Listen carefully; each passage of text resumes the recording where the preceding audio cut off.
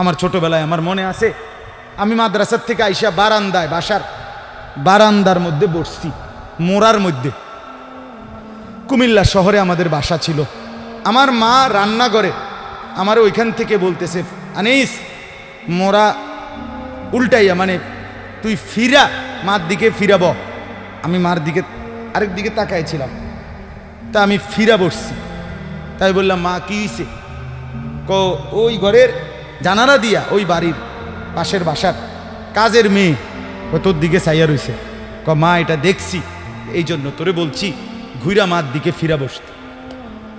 মার নজর, মা নজর রাখছে। আমি জীবনে একবার, শুধু আমার পুরা জীবনে একটা সাদা টুপি কিনছিলাম একবার, যেই টুপিটার মাঝখান দিয়া ছোট্ট ছোট্ট লাল লাল এই ছোট্ট ছোট্ট কটা ফুল ছিল লাল কালারের। এই একটা টুপি শখ করে এমনি ভাল লাগছিল, কিনছিলাম ওই মাহফিলে যে দোকান বসে এডির থেকে। তখন আমি মাত্র নতুন চাকরি নিছি, পড়ালেখা শেষ করে, বেতন হইছে অল্প টাকা। বাড়িতে গেছি, আমার আব্বা এটা দেখছে। দেখে বিকালবেলা আমার মা রে কইতেছে, হেতে যে চাকরি হয়েছে পয়সা হয়েছে বুঝছনি? মা রে বলছে। মায়ে কয়, না কি তো হয়েছে? টুপি দেখছো না? টুপি দেখো না, রঙ্গিলা টুপি পিনছে, বুঝাই তো যায় ভূতের বেতন হয়েছে, চাকরি হয়েছে। রাত্রে আসার পরে মা, আমি বাহিরের থেকে আসছি, আরে মা আমারে বলছে, ফুত তোর আব্বা মনে হয় টুপিটা পছন্দ করে নাই, সারা জীবন তোরে সাদা টুপি পরাইছে, তুই কিনলে গায়ে লাল ফুলওয়ালা টুপিটা কিনলি। এই যে খুলে রাখছি, আর কোনোদিন পড়ি নাই। বাবার নজর, মার নজর। আমার ভাই, বাপ মার সেই আদর সোহাগ। আমি জীবনে একবার আমার আব্বারে বলছিলাম, আব্বা আমি একটা মাদ্রাসার ব্যাপারে, যে আমি এই মাদ্রাসায় পড়তাম না, আমরা অন্য মাদ্রাসায় ভর্তি করার। আমার আব্বা বলছিল, ফুত পরের বেলা ভাত আমার ঘরে খাইও না, এক লোকমা ভাত মুখে দিবা না, বাইরও তুমি কই ফরবা তুমি বুঝো, ফরলে ফরো, না ফরলে ফিচা দিয়ে ফেরো, কিন্তু আমার ঘরের ভাত খাইও না। আমি যে এনে বলছি এনেই পড়তে হইব না। তো কানতে কানতে, চোখ মুছতে মুছতে সকালবেলা ভোরে চলে গেছি ওই মাদ্রাসায়। বুঝছি বাপ আমার এতটা শক্ত যে আসলেই আমারে বাদ দিবে না। বাবার সেই কঠোর শাসন, আজ আল্লাহর কসম মনে হয় আল্লাহর কথা আপনাদের সামনে বলবার তৌফিক দিছে। আজ মা বাপ গাফেল হয়ে গেছে, গাফেল গাফেল। আপন ছেলে, মা বাপ বাইচা থাকতে আপন ঘরে ছেলেটা একদিনও ফজরের নামাজ পড়ে না, মা বাবার কলিজায় কোনো ব্যথা নাই। কেমনে মাইনা নেয় এটা? কিভাবে সম্ভব? আপন স্ত্রী, স্বামী তুমি বেঁচে আছো, তোমার স্ত্রী পুরা গ্যারাম হাঁটে, পুরা মার্কেট হাঁটে, তোমার বেডি রে সবাই চিনে, সবাই চিনে বেডি রে। তুমি বেড়া বাচ্চা রয়েছো কেন? তুই ফাঁসি দেস না কেন? তুই মরস না কেন বেটা? কেন তুমি মরো না? আত্মমর্যাদা যদি মুসলমানের না থাকে, আত্মসম্মান না থাকে, আমার জীবনে আর রইলটা কি? আমার জীবনের আর আছেটা কি? এজন্য ছেলেদেরকে বলি, বাপ দিন শিখো, আল্লাহর কোরআন শিখো, নামাজকে ভালোবাসো, চেহারা সুন্দর হবে, আখলাক সুন্দর হবে, দুনিয়াতেও সুখ মিলবে, আখেরাতেও সুখ মিলবে। এই বন্ধুর কথা ফেলে দিও না। আমি সব সময় বলি যে তোমার ছবি দেখায়, নাচ দেখায়, উলঙ্গ দৃশ্য দেখায়, জিনা ব্যভিচারের রাস্তায় নিয়ে যায়, মদের বোতল তুলে দেয়, ফেন্সিডিলের বোতল তুলে দেয়, ইয়াবার ট্যাবলেট তুলে দেয়, আল্লাহর কসম এটা বন্ধু না, বন্ধু না, এটা শয়তান, ইবলিস, শয়তান। এটা শয়তান, এই হারামি শয়তান। যেই মেয়ে তোমারে বিবাহ বহির্ভূত, যেই মেয়ের সাথে প্রেম করো, এই মেয়ে মেয়ে না, এটা সরাসরি ইবলিস, এটা শয়তান, এটা শয়তান। এটা তোমারে ভালো করবে না। কোরআনে আছে কিয়ামতের দিন অসৎ বন্ধুর কারণে বহু নাফরমান জাহান্নামী পাপী নিজের আঙ্গুল এইভাবে দাঁত দিয়া কামড়াবে, কামড়াইয়া ছিঁড়ে ফেলবে। ইয়াউমা ইয়াআদ্দু যালিমু আলা ইয়াদাইহি, এই আয়াত। দাঁত কামড়াইয়া, আরে আঙ্গুল দাঁত দিয়া কামড়াইয়া ছিঁড়ে ফেলবে আর আফসুস করে বলবে, ইয়া লাইতানি লাম আত্তাখিজ ফুলানান খলিলা, হায় আমার মন্দ কপাল, যদি সেই অসভ্যকে বন্ধু না বানাইতাম। আল্লাহ নবী সাল্লাল্লাহু আলাইহি সাল্লামের চুল মুবারকের মতো চুল রাখবেন কোন দিন? নবী সাল্লাল্লাহু আলাইহি সাল্লামের মতো চেহারা বানাবেন কোন দিন?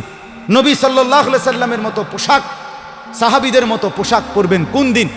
নবী সাল্লাল্লাহু আলাইহি সাল্লাম যেভাবে ঘুমাতেন সেই ঘুমাবেন কোন দিন?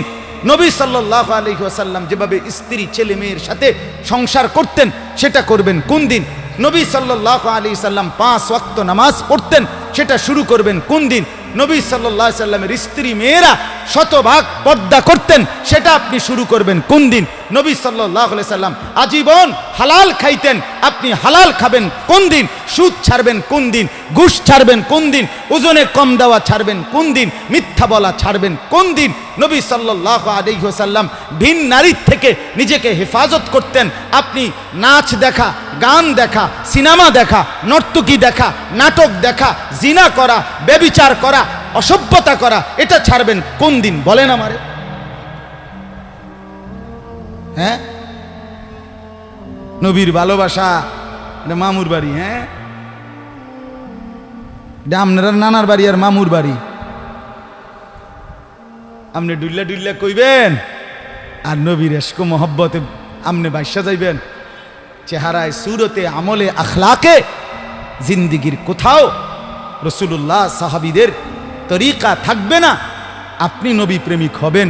এত বড় মিথ্যা নিজের জন্য ফয়সালা করেন না, নিজের ব্যাপারে এত বড় ভুল করেন না বাপ, নিজের এত বড় ক্ষতি করেন না। অনুরোধ আমার ছেলেদেরকেও বলি, বাপ এই যৌবন, এই বয়স আল্লাহ তাআলা ইবাদতের জন্য দিছেন। কোরআনুল কারীমে আল্লাহ তাআলা বলেন, সুম্মা নুখরিজুকুম তিফলান, আমি মানুষের সন্তানকে প্রথম মায়ের পেট থেকে বাচ্চা আকারে বের করি। সুম্মা লিতাবলুগু আশুদ্দাকুম, অতঃপর তার দেহে আমি আল্লাহ শক্তি দিতে থাকি, দিতে দিতে যৌবনে শক্তি পরিপূর্ণ করে দেই।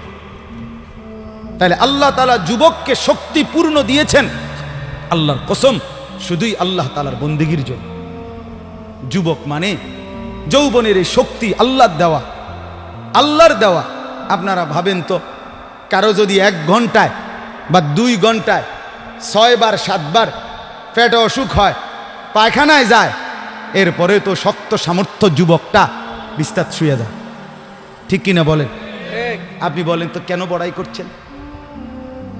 আপনার কি হইছে? আপনার তো হাত খুললে গেছে, না পাও খুললে গেছে, না নাক ফুরে গেছে, কিচ্ছু তো হয় নাই। পায়খানা না বাইরিছে, দুর্গন্ধযুক্ত পায়খানা পেটের থেকে বাইরিছে। তুই বেটা এত দুর্বল, সামান্য পায়খানাই তোমার শরীর থেকে একটু বেশি বাইরিয়ে গেলে তুমি হুত্যা লাও, তুমি নি মাতবুরি দেখাও। এই অপদার্থ, তুমি অহংকার করো কেমনে? কথা বলেন, আমি বড়াই দেখাই কেমনে যে আমি সামান্য পায়খানা, এটার কাছে আমি এত দুর্বল, আমার কি বড়াই করা সাজে? তাহলে আমাদের প্রতি সেকেন্ডের সুস্থতা, আমাদের শক্তি সবল, এটা তো আল্লাহর দান। কার দেওয়া বলেন না? আল্লাহর দান। আল্লাহর দেওয়া সেই শক্তি, আল্লাহর দেওয়া সেই বল, আল্লাহর দেওয়া সেই সাহস, আল্লাহর দেওয়া সেই যৌবন, আমার ভাই কেন না ফরমানের মধ্যে ব্যয় করে? কেন?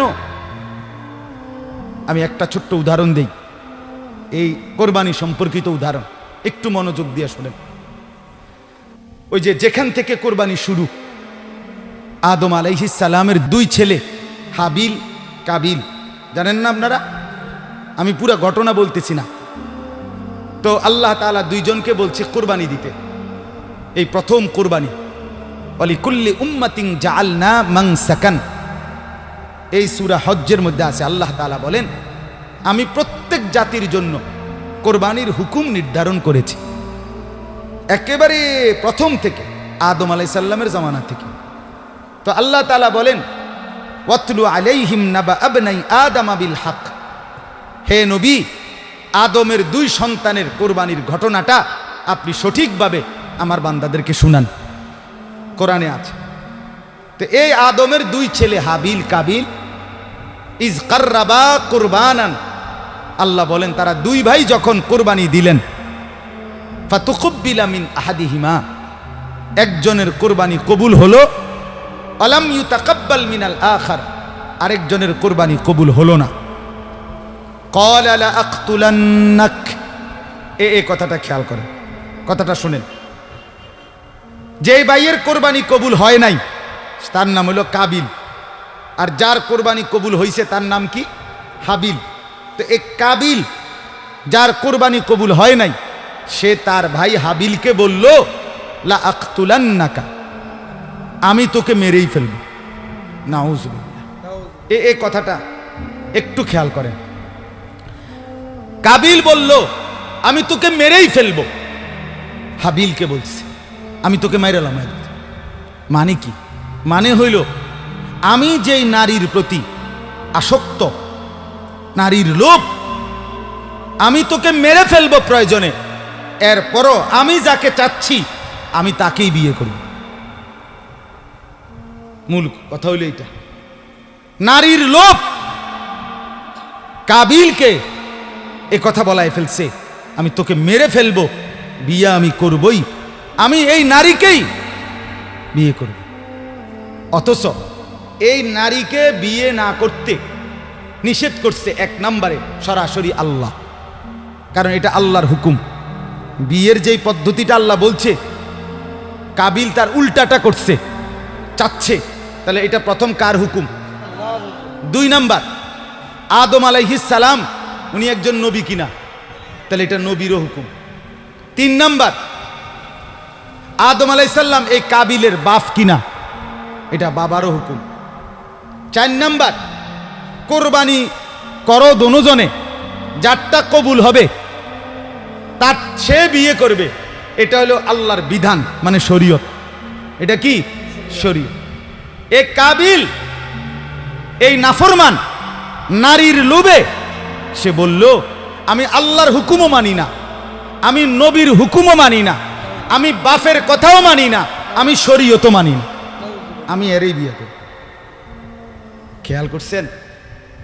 নারীর আসক্তি, নারীর লোভ, হারাম প্রেম, হারাম ভালোবাসা তারে কত জঘন্য পরিণতিতে নিয়ে গেছে।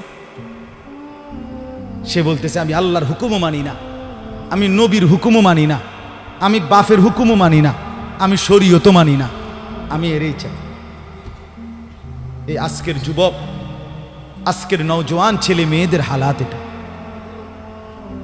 আমি আল্লাহকে মানি না, আমি রসুল মানি না, আমি মা বাবার সম্মান ইজ্জত, বংশের মর্যাদা, গ্রামের ইজ্জত কিচ্ছু মানি না। আমার দরকার আমার মোবাইল, আমার অশ্লীল ছবি, অবৈধ প্রেম, হারাম ভালোবাসা, কোনো মেয়ের সম্পর্ক, জিনা ব্যভিচারের সুযোগ, অশ্লীলতা, বেহায়াপনা, পার্ক, রেস্তোরাঁ, বিনোদন কেন্দ্র, হোটেল মোটেল, অথবা কোনো চিপা গল্লি, অথবা গোপন কোনো অসভ্য জায়গা। আমার দরকার নারী। আমি আল্লাহ মানি না, রসুল মানি না, মা বাপ মানি না, শরীয়ত মানি না, আমি চাই নারীর আসক্তি। এই জন্য যুবক নামাজও পড়ে না, রসুলের বিধানও মানে না, মা বাপের সম্মানের দিকেও খেয়াল করে না, বংশ মর্যাদা, এলাকা, ইজ্জত কিচ্ছু নাই। তার কথা হলো আমার দরকার হলো নারী। নাউজুবিল্লাহ, নাউজুবিল্লাহ। কোরবানি আমাদেরকে শিখায়। তো হাবিল কি বলছে? ক্বালা ইন্নামা ইয়াতাকাব্বালুল্লাহু মিনাল মুত্তাকিন। হাবিল তখন বলল কাবিলকে, ভাই তুমি আমার জীবন নিয়ে নিবা, আমি আমার জীবন দিয়ে দিচ্ছি। তবে বন্ধু, হাবিল বলল ভাই আমার, আমি জীবন দিবাও তাতেও কোনো আফসোস নাই, তবে মৃত্যুর পূর্বে তোমাকে বলে যাই কিয়ামত পর্যন্তের জন্য একটা কথা। কি কথা? হাবিল বললেন ভাই আমার, কিয়ামত পর্যন্তের জন্য আমি বলে গেলাম, নিশ্চয়ই আল্লাহ কিয়ামত পর্যন্ত কুরবানি কবুল করবে তার, তাকওয়া থাকবে যার। ইন্নামা ইয়াতাকাব্বালুল্লাহু মিনাল মুত্তাকিন। হ্যাঁ, আল্লাহ ভীতি